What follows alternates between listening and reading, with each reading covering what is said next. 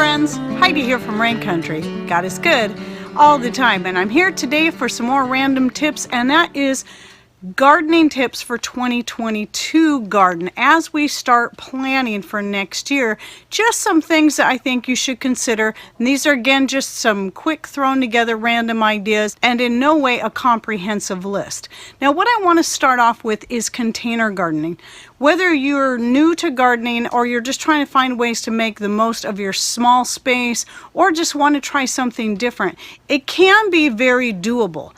Most things will start off well in a container, but to really get a good abundance of certain things, eventually at some point they do need to be transferred into the ground. Example being the blueberries behind me. Now they grew for about 7 years in these pots here on our deck, and I'll link to one of my old videos about the blueberries so you can see how full and bushy they used to be. But in the last couple of years they've really decreased in size and in output, and I'm pretty sure they're probably getting to the point where they're root bound and it's time to move them into the ground. I was hoping I could keep them in the pots forever, but they're still doing okay, just not as good as they used to be. So these are some things you got to consider when you're talking about plants like that. But many other plants can do well in your containers for many years if they're perennial, or if they're annual, you just keep planting them in there. Consider herbs that are smaller, such as thyme. Thyme can do well in pots. Pot marigolds or calendula, these are all the ones you can see the tops of here. Those are ones that are going to seed, but they do very well in pots, and that is why they're also called pot marigolds. Though they are related to marigolds, they're not exactly the same thing as the marigolds you may be thinking of. They have their differences, and I have a video just on calendula and why I grow it and the many uses of it. This year was the first year trying the green stalk. I've been very happy with it. I'm still considering maybe getting a second one, and I've been used mine only for strawberries. Now you can use it for whatever you want. There's different channels out there. I think Homestead Tessie and Deep South Homestead and a few others have been doing the green stalk. I've been happy with it and using it for various things. I think Wanda was even planting potatoes in hers to make the most of my deck space and trying to increase the amount of strawberries I'm growing.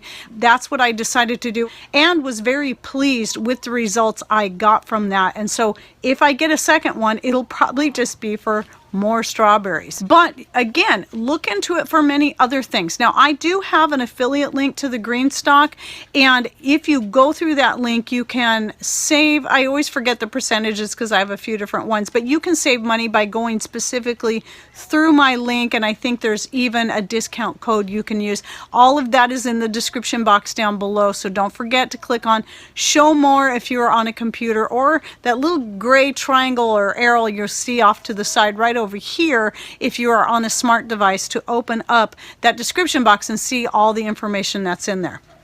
And that includes any videos I'll be linking to, because I don't use the iCards anymore. I stopped using those years ago. With things going the way they are, especially if you've already been a gardener for a while and you kind of know what's already doing really well in your area, or even in your specific little microclimate and soil conditions, keep growing a lot of that stuff. Even if you already have a lot put up, keep growing that, because if nothing else, those things that grow best for you can be good things to use to barter with for somebody who, like for us, you know, we're doing okay with carrots. We're getting better all the time, but we still never get a great abundance. But that might be something we can use. Like I could use my zucchini or my grapes or my green beans for that matter, and barter for someone's carrots or whatever the case may be.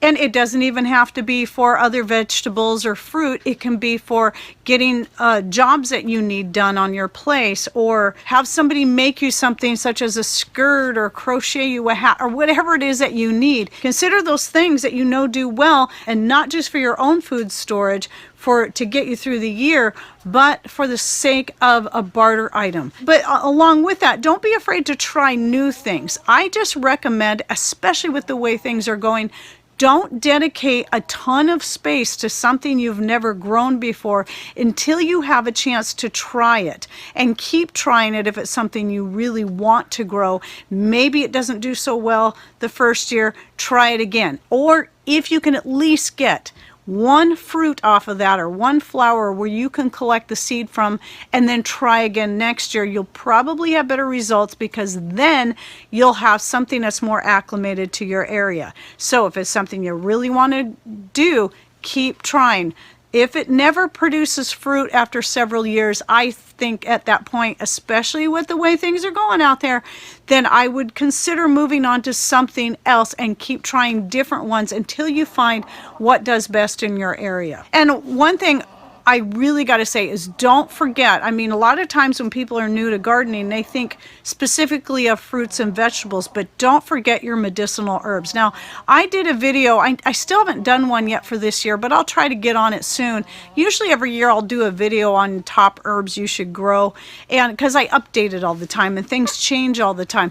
But I'll go ahead and link to the one that I did in 2020. Plus, consider your different ailments or things that you're trying to focus specifically on taking care of, and then find out what herbs are best for that. Now, I do have a series that I've been putting together a little at a time. It's a newer series that is where I do a list of herbs and other natural remedies for specific ailments, such as I have one on stress and anxiety. I have one specifically on antivirals and immune boosters, and I have one on natural hair care, what you can do both topically and internally. That's specifically for people who are really trying to promote good hair growth because they've lost a lot of hair or are losing a lot of hair, and so on. So what I'm going to do is put a link to that whole playlist in the description box so you can look through there. And just know I'm always adding to series like that. I'm always adding new videos. I have several more lined up I plan on doing,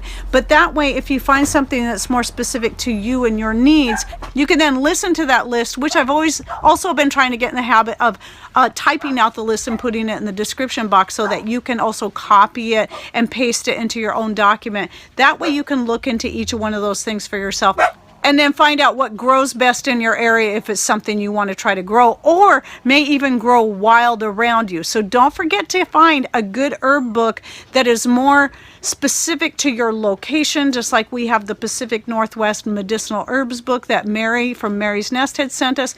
Excellent book. Find one that's more specific to your area. And then you can find out what already grows naturally, even if it's something you want to still grow in your own garden for the sake of convenience, which is what I like to do, rather than having to go forage because my time is so limited. It's still good to know that what will do well, like yarrow does well here where we are, and I can go find it wild, yet I would prefer to grow it right here where I have easy access. And then through the year, especially if you're new to gardening, one thing you got to know is how much sun exposure each of your plants likes.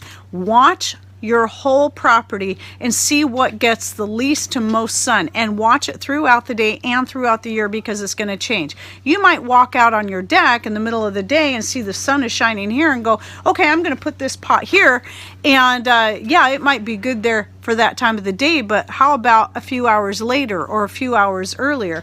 Right here on our deck, the things that used to do really well, which is I think the other issue with my blueberries, the things that used to do really well here back before my grapevines got massive like this, don't do as well as they used to because the grapevines, even though I try to keep them pruned back as much as possible without affecting the integrity of the grapes coming in, there's still a lot of things that just don't get the same amount of sun they used to get back when my grapevines were way down there still below the deck, because they're planted in the ground on the outside edges of the deck, and they got plenty of sun exposure then all throughout the day. But the grapevines, they're on two main sides of this deck, and then we've got the house and shop on the other side, so there's things shading all the way around. So I can't grow all the same stuff out here that I used to, and I have to look at things that need less sun rather than more. So these are all the things you have to consider before you decide where you're going to plant and what you're going to plant. And so it's best to take a whole year really and watch how things grow. Now, if you have areas that are totally open and there's nothing to shade them, most likely if you're looking at something that needs full sun, you don't have to worry about it. In that case, you have to consider your soil conditions. But if you're doing like what I'm doing, like growing things on the front deck and the back deck, I've learned to watch all these areas before I decide what I'm going to put where. The great thing though about things in containers on decks is you can always move them, and I've had to do that many times. And then think ahead about things that make good natural compost or mulch for your garden that can also be great herbs to grow just for yourself. Now, first off, grass clippings. Most of us have grass somewhere, and if you got to mow your grass, especially if you're not spraying chemicals on it, you can take that grass and just pile it on top of your gardens. Most garden areas love grass clippings, especially if you do it in the fall, and then it can break down in the winter. And that way the things that don't like as acidic of a soil as others can still glean something good from that grass, because then it's not too hot. But I have still piled fresh grass clippings around on top of the soil, plants that tend to like a sweeter soil, such as my zucchini, and they've still done great. The nice thing about grass clippings is they're free, and a nice layer of those on top of your soil, especially in the summertime, will help prevent moisture loss. However, there's a lot of the herbs that you grow that can do the same thing. Think of things like borage and comfrey, especially, as a great green mulch and fertilizer. Even stinging nettle, dandelion leaves, and so on. Most of that stuff, if you're allowing the dandelion to grow for the sake of its nutritional benefits, then if the leaves start getting too big and overshadowing some of your stuff, just break those leaves off and then lay them down on the soil and let them break down. You can do that with most of your herbs, plantain, no matter what it is. Some things don't break down as easily as others, but most will break down and will feed your soil. So remember to make the most of what you're already growing, and if you get too much of it, just like borage, we get tons and tons of borage, I just pull the plants up and then lay them down on the soil. What I don't throw to the chickens and let them pick apart, because they really like the borage too. Now, those are just the few points. I might do another video down the road covering some more points, but I have lots of garden related videos out there. They're usually broken up by years. Again, things have changed since I first started my channel, but some things have stayed the same.